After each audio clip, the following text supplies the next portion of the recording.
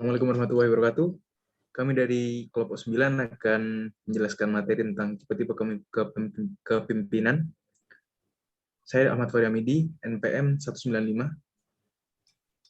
Dilanjutkan dengan Benedictus Rafael. Benedictus. Gimana?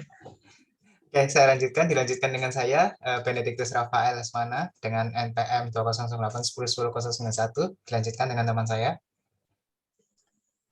Saya Sri Puji Santoso, NPM 2008-10-10-184. Saya Raditya Punjuli Kantoro dengan NPM 2008-1010-098. Oke, pertama kita masuk ke tipe-tipe kepemimpinan. Yang pertama adalah tipe otokratik.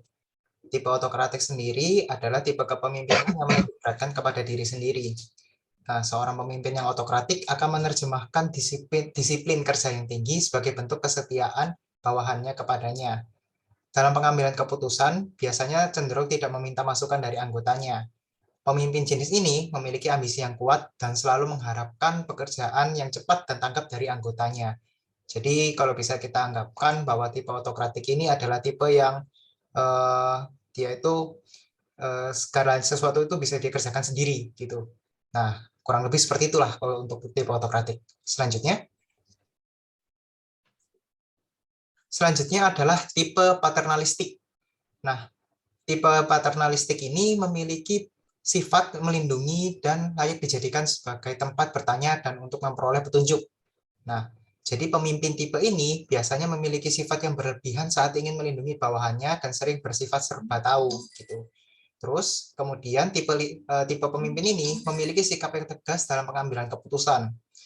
Terus yang ketiga, anggota dari tipe paternalistik ini biasanya anggotanya merasa aman karena perlindungannya.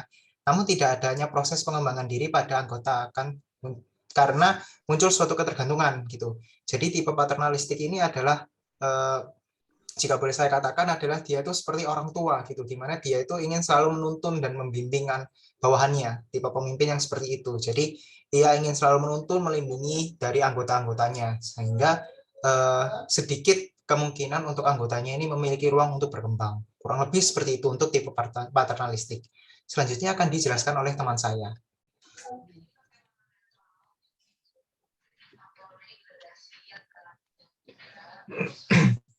Selanjutnya adalah tipe karismatik.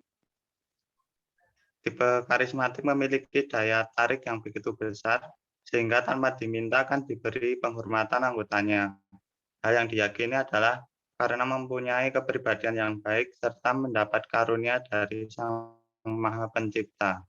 Kelebihan tipe ini ialah visi dan misi dapat disampaikan dengan jelas, serta leader dapat memberikan semangat pada anggotanya untuk bekerja lebih besar tanpa adanya unsur pemaksaan. Selanjutnya,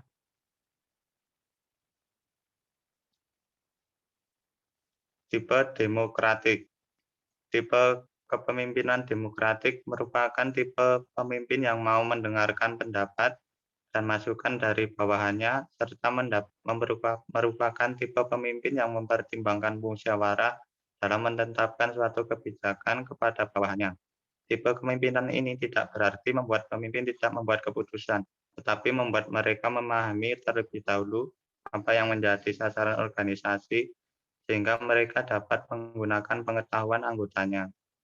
Selanjutnya akan dijelaskan oleh teman saya.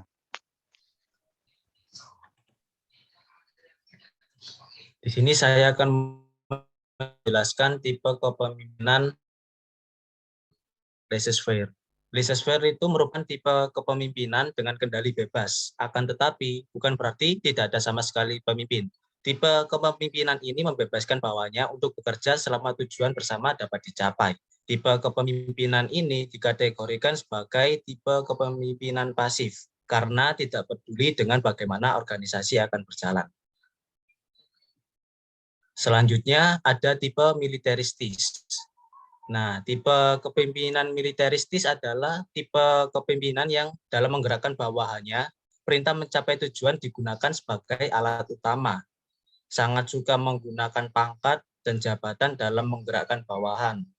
Dan pemimpin ini berperilaku sebagai penguasa tunggal, menuntut disiplin yang tinggi dan kepatuhan mutlak dari bawahan, dan tidak mau menerima kritik dari bawahannya.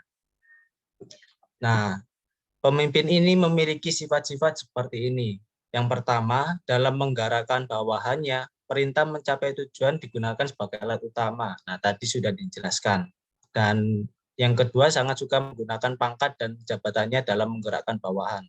Jadi dia benar-benar berlayak sebagai bos yang mengatur semua bawahannya dan tidak boleh ada yang tidak setuju dengannya. Lalu senang pada formalitas yang berlebihan.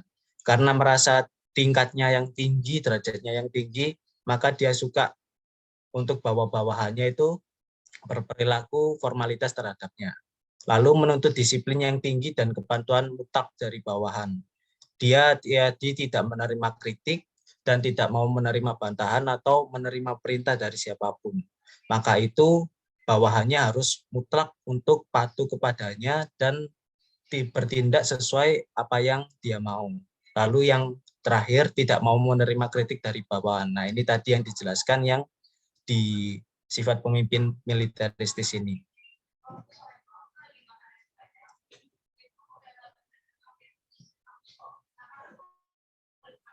Baik, setelah sebelumnya telah dijelaskan oleh teman-teman saya tentang tipe-tipe kepemimpinan, dapat ditarik kesimpulan, yaitu setiap pemimpin memiliki gaya yang berbeda dalam melakukan kewajibannya.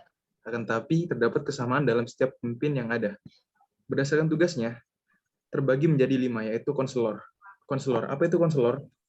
Konselor merupakan seorang pemimpin yang bertugas untuk menerima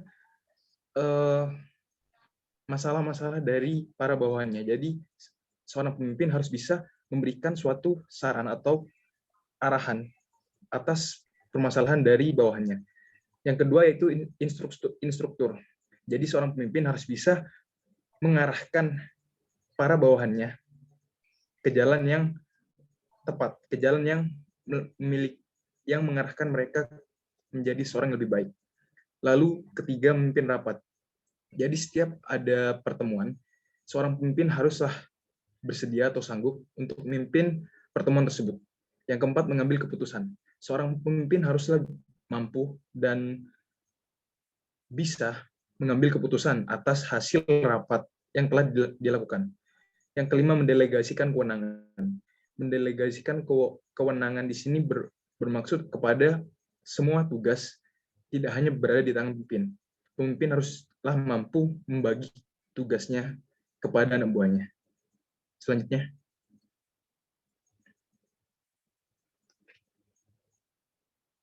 Lalu berdasarkan fungsinya.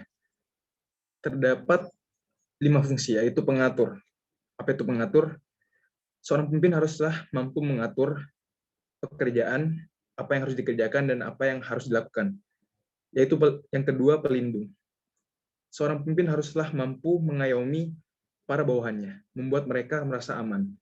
Jadi, dengan adanya kualitas seorang pelindung, seorang pemimpin dapat dikatakan menjadi seorang pemimpin yang baik. Yang ketiga, pemelihara. Pemelihara di sini mengarah kepada pemimpin yang mempertahankan keberadaan dan keterlibatan bawahannya dalam setiap aktivitas ataupun pekerjaan di organisasi tersebut. Yang keempat, pembaharu. Pembaharu terbagi menjadi 3, yaitu perencana, bijaksana, dan pengambilan dan pengendalian situasi. Perencanaan di sini adalah setiap pemimpin haruslah mampu menyusun dan melakukan pelaksanaan pekerjaan dengan baik. Yang kedua, bijaksana. Seorang pemimpin haruslah bijaksana agar keputusan yang diambil tidak merugikan anak buahnya. Yang ketiga, pengendalian situasi. Seorang pemimpin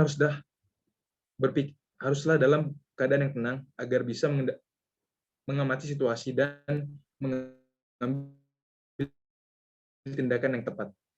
Yang kelima, pengawas. Seorang pemimpin haruslah mampu memonitoring setiap kegiatan yang terjadi dalam suatu organisasi. Sekian dari kami, terima kasih.